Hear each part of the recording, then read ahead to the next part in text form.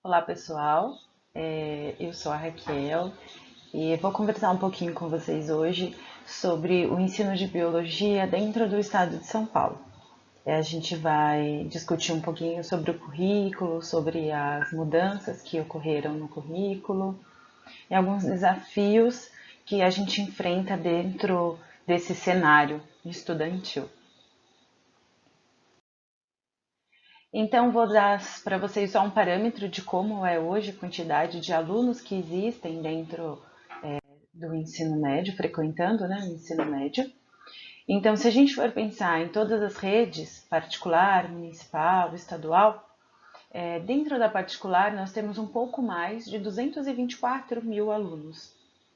Na municipal, quase 13 mil. Esse número ele é mais baixo devido à municipalização e nós vamos falar um pouquinho disso mais para frente. E dentro da rede estadual, nós temos mais de 1 milhão e 200 alunos. Esses números, eles desconsideram os estudantes que fazem parte do programa de jovens e adultos, que é o EJA, e também de educações profissionais.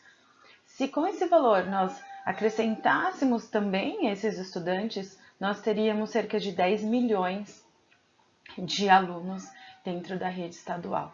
Então, esses números, eles vêm enfatizar o grande desafio que o Estado tem para poder trazer uma educação de qualidade e a importância de um currículo bem ajustado para que a gente consiga ter mais igualdade dentro da educação. Vamos pensar um pouquinho no histórico, nas mudanças que aconteceram durante a educação. Eu quero ressaltar com vocês que esses são alguns pontos principais, né? As mudanças elas são contínuas, mas aqui são alguns marcos que a gente pode destacar. Então, no ano de 1971, por meio de uma lei federal, iniciou-se a proposta de ter guias curriculares, né? Então, de ter uma diretriz para o que o professor precisa ensinar, o que deve ser passado dentro de cada ano. Então, iniciou-se a discussão nessa época. No ano de 1983, por meio de um decreto, começou-se a pensar então um ciclo básico, na unificação dessa educação, né, que era então o chamado antigo primeiro grau. E a partir do ano de 1996, houve-se então a lei da LDB, que é a Lei das Diretrizes e Bases. Já existia uma lei em 1961, só que, de acordo com o decorrer das coisas, o desenvolvimento das cidades, ela acabou se tornando obsoleta. Então, hoje a gente tem a LDB de 96. Ela sofre sempre adequações e atualizações, tanto que no ano passado, nesse ano, ela continua sofrendo ajustes, mas aqui a nossa lei oficial é a de 96. E também nesse ano começou a se discutir sobre a municipalização. Quem seria responsável pela educação de determinado ciclo, né? Então, por exemplo, nós teríamos na rede municipal a obrigatoriedade do ensino infantil, né, exclusivo para eles, enquanto que o Estado se responsabilizaria exclusivamente pelo ensino médio. E os demais ciclos, eles poderiam transitar dentre as duas opções, né? Então começou-se a estudar e a implementar esse processo.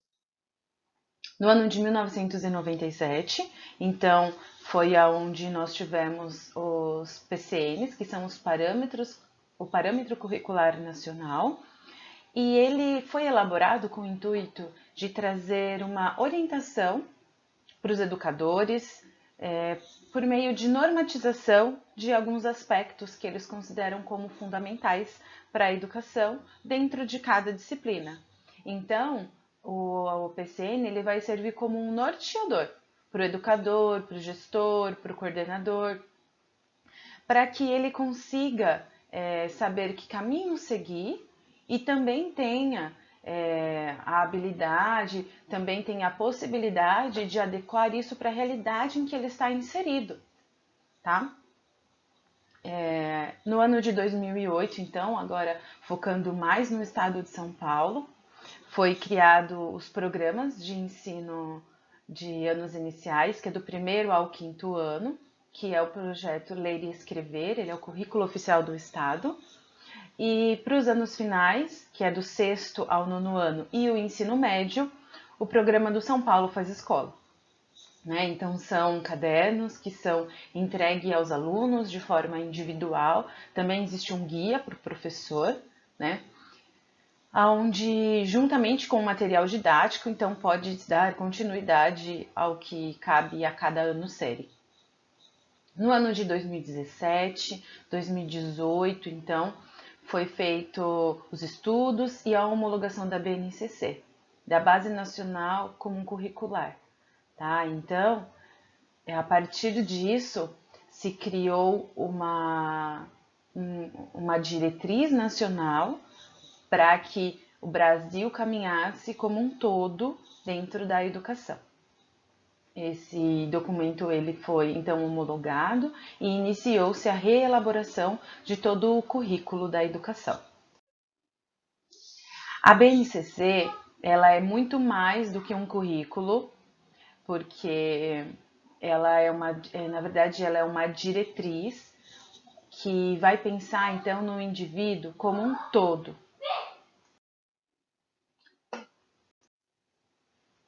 A BNCC ela pensa no indivíduo de uma forma ampla. Então, ela coloca 10 competências gerais, né? E elas podem ser divididas em 3 grandes grupos. Competências cognitivas, que tem a ver com o conhecimento, com o senso estético, com o senso crítico, criativo.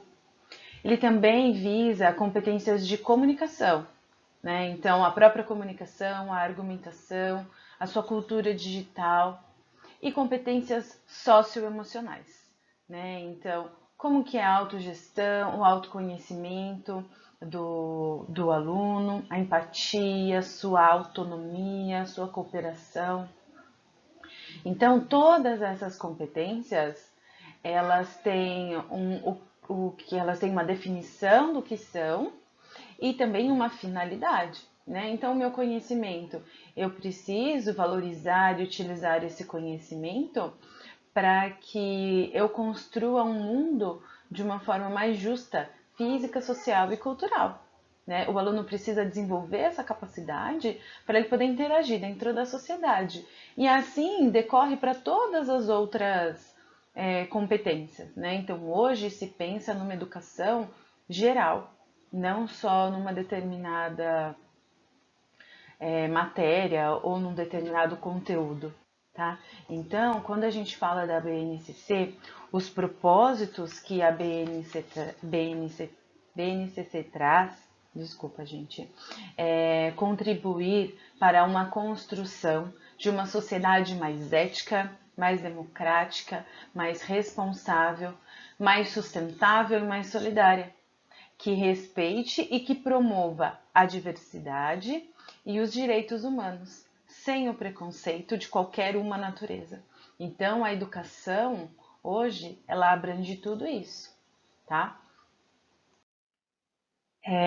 Baseado nas diretrizes da BNCC, o Estado de São Paulo, então, criou um currículo único, tá? Que foi chamado de Currículo Paulista.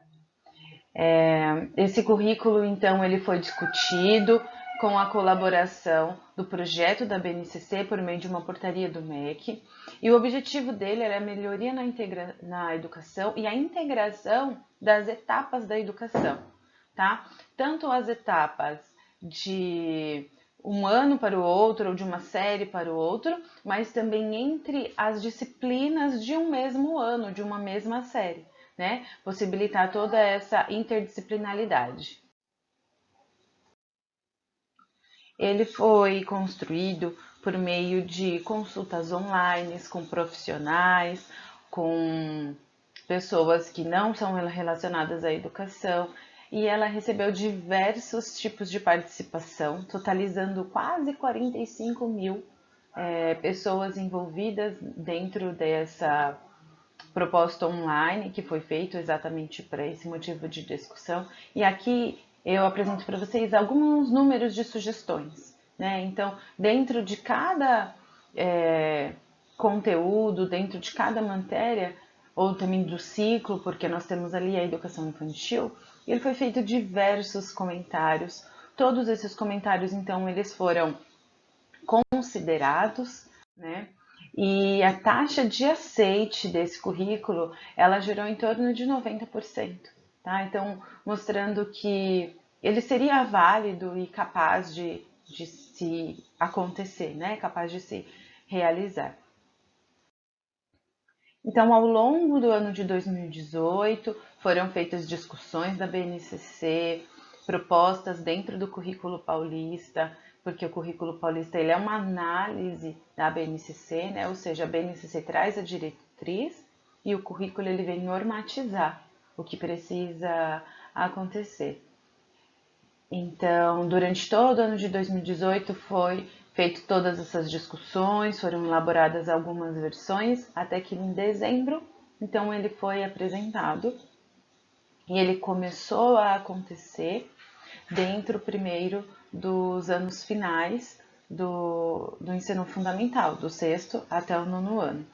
Depois ele continuou com as adequações do documento e a homologação em junho de 2019, tá?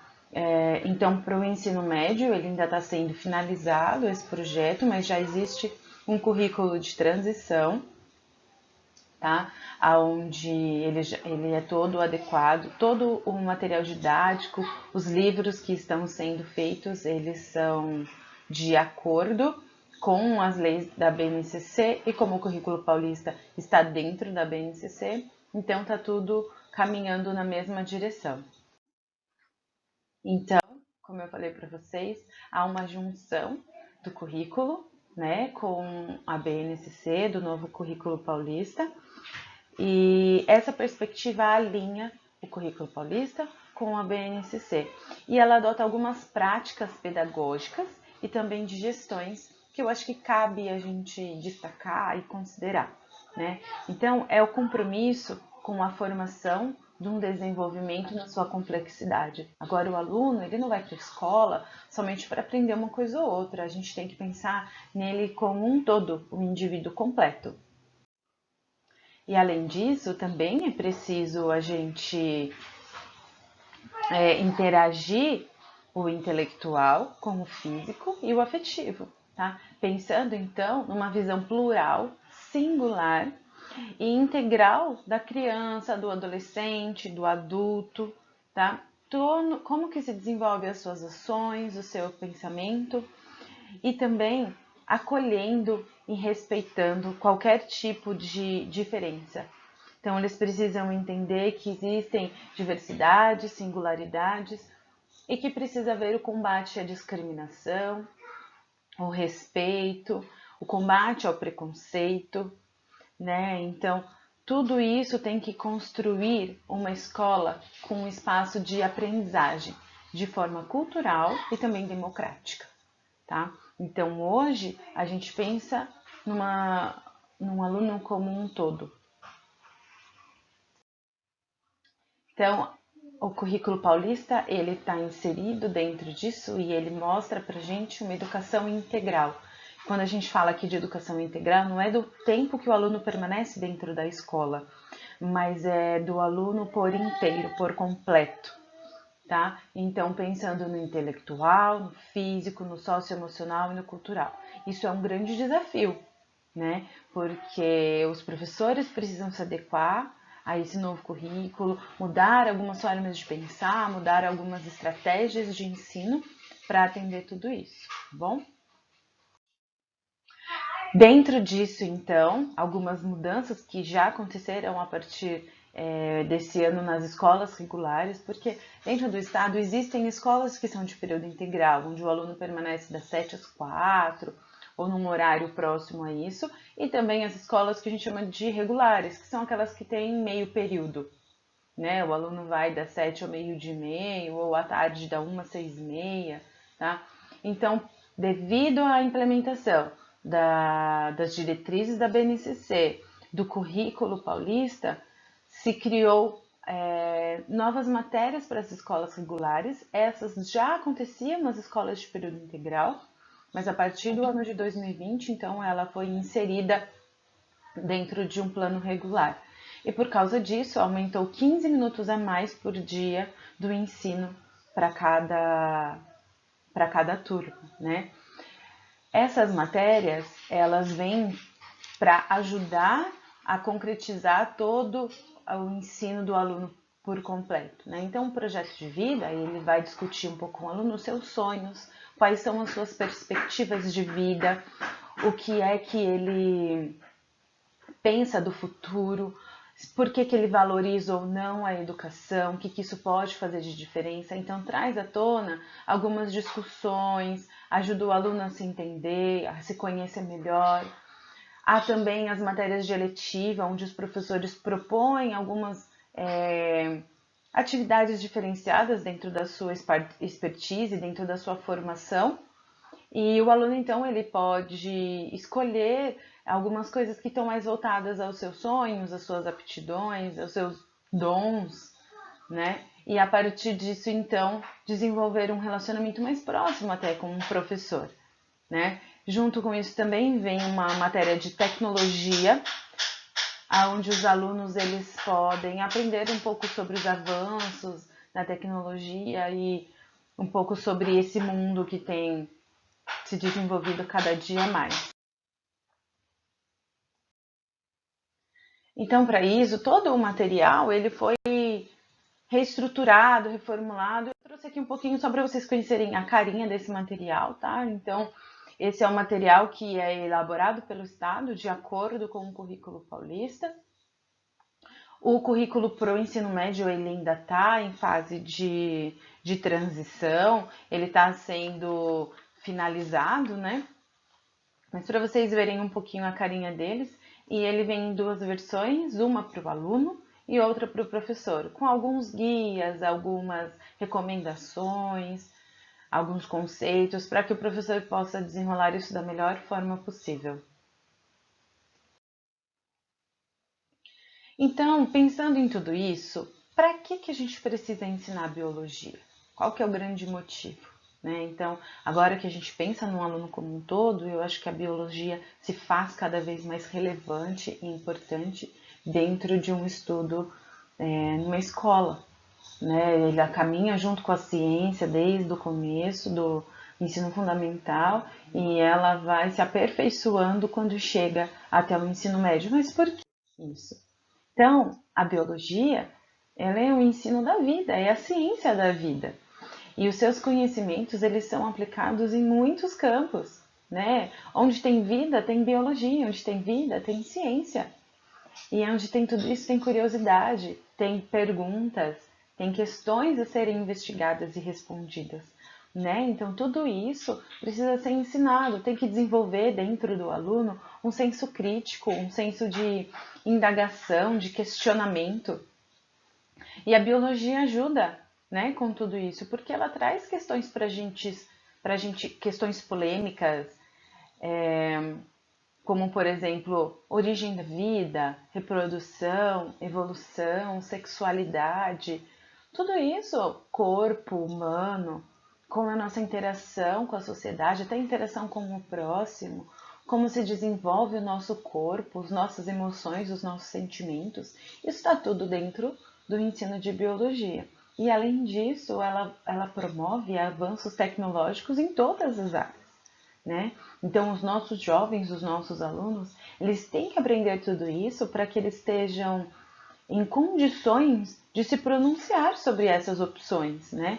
Para se pronunciar sobre as ideias, para eles poderem se inserir dentro de uma sociedade.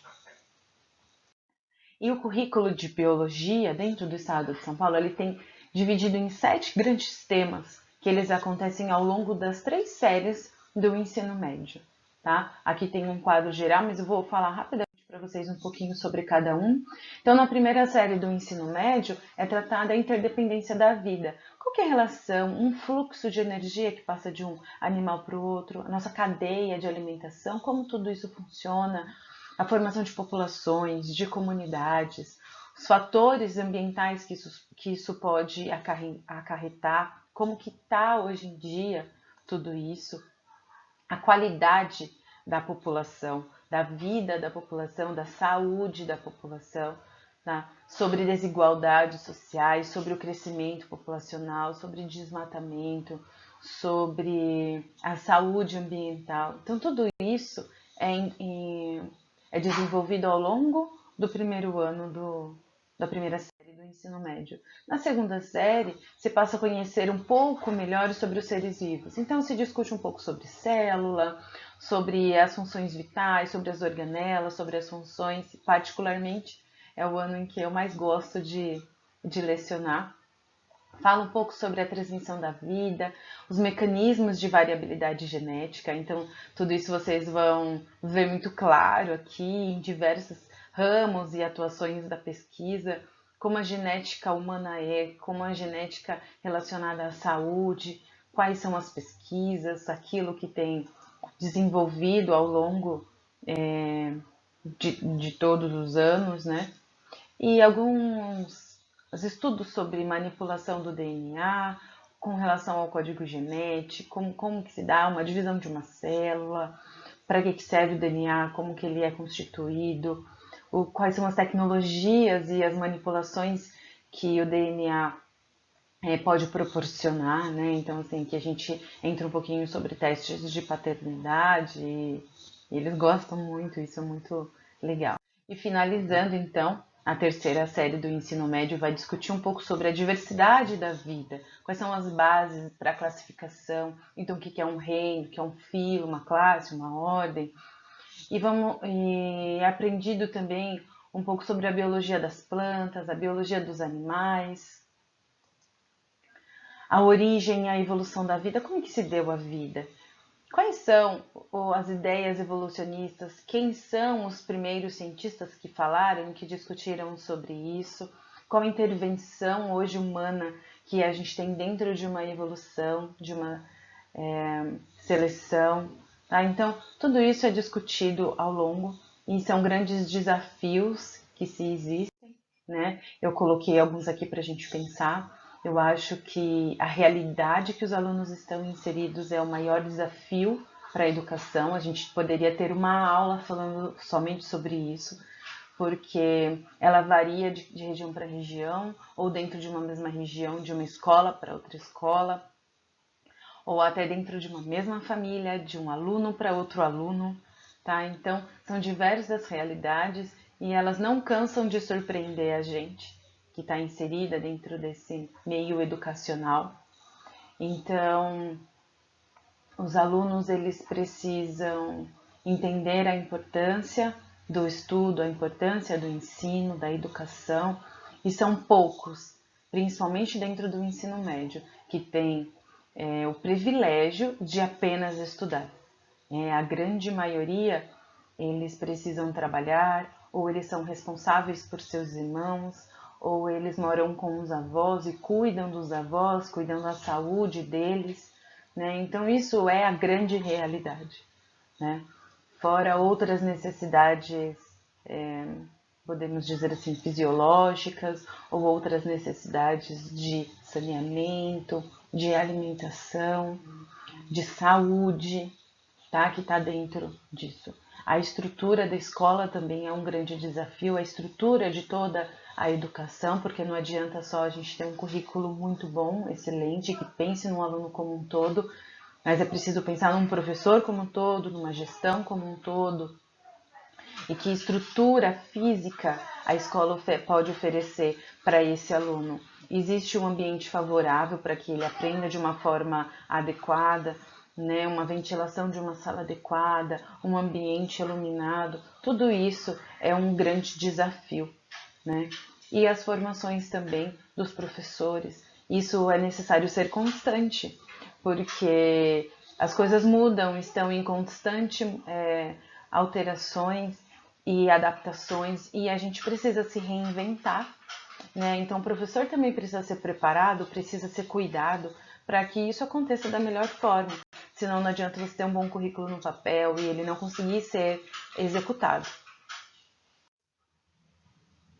Vamos pensar um pouco também nas mudanças que já têm acontecido, né? Então, o currículo e a carga horária, que eu mostrei para vocês, ele está mudando, aumentou um pouco do tempo de aula, e existe uma possibilidade de que o ensino médio ele seja, daqui a alguns anos, não se sabe se isso vai funcionar, né? Um ensino completo à distância. A gente não sabe como que isso vai se desenvolver, se realmente vai acontecer. A gente está tendo uma experiência de uma forma inesperada por causa da pandemia, né? Mas a gente sabe que existe essa possibilidade, tá? São visões de governos, então vamos deixar acontecer, mas ela é uma possibilidade. E também, devido à situação que a gente tem vivido hoje, por causa da pandemia, aqueles alunos que forem aprovados na terceira série do ensino médio, existe a possibilidade deles terem uma opção de continuar fazendo mais um ano na escola, que eles chamam de quarta série do ensino médio. Né? A gente não sabe exatamente como isso vai se dar, se vai ser algo temporário, se vai ser algo permanente, se vai ser algo somente por um ano, né? Por causa do que a gente tem passado hoje. Como que isso vai ser? Se vai ter em todas as escolas, se vai ser central em alguns bairros, né? Focado em alguns lugares. Mas essa possibilidade também é viável para suprir de alguma forma o distanciamento que a educação tem vivido, principalmente para aqueles alunos que fazem parte do último ano, né, da última série. E eu acho que a gente não pode terminar sem falar das potências e das coisas boas que tudo isso traz. Nós temos em mãos um currículo muito excelente, e se ele for cumprido e pensado, e se for preparado profissionais para que faça isso, ele tem tudo a dar certo, porque a gente precisa hoje ter uma visão ampla das pessoas e pensar melhor e promover que a escola seja um espaço de interação, um espaço de descoberta, onde o aluno se sinta importante por fazer alguma coisa, onde ele se sinta parte daquilo.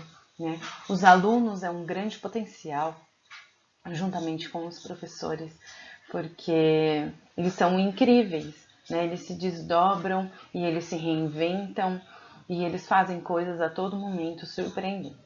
Né? Então, os alunos são cheios de talentos, cheios de garras e disposições, e a escola precisa ter um olhar para tudo isso e saber aproveitar o que tudo isso tem de melhor. E os professores, da mesma forma, temos excelentes profissionais que trabalham lá em todos os ramos, em todos os ciclos, e eles precisam ser valorizados, né? Pela sociedade, pelos próprios alunos, pelo governo. Né? Porque eu acho que temos que valorizar aqueles que trazem para a gente educação e oportunidades. E para finalizar, eu quero deixar com vocês uma frase que ela está inserida dentro do currículo paulista, que eu acho que fala um pouco sobre tudo que a gente comentou e traz um resumo sobre as coisas que a gente falou. Então, o motor, o afetivo, o cognitivo, a pessoa. Embora cada um desses aspectos tenha identidade estrutural e funcional diferenciada, estão tão integrados que cada um é parte constitutiva dos outros. Sua separação se faz necessária apenas para a descrição do processo. Uma das consequências dessa interpretação é de que qualquer atividade humana sempre interfere em todos eles. Né? Então, por mais que a gente faça e pense, a gente não consegue separar alguns aspectos, porque eles estão interligados e afeta qualquer outro que a gente faça. Eu quero agradecer a atenção de vocês, me colocar à disposição para algo que vocês precisem. Deixo com vocês aí meu e-mail, meu contato, tá? Eu espero que vocês tenham gostado e desejo uma boa jornada a todos. Obrigada.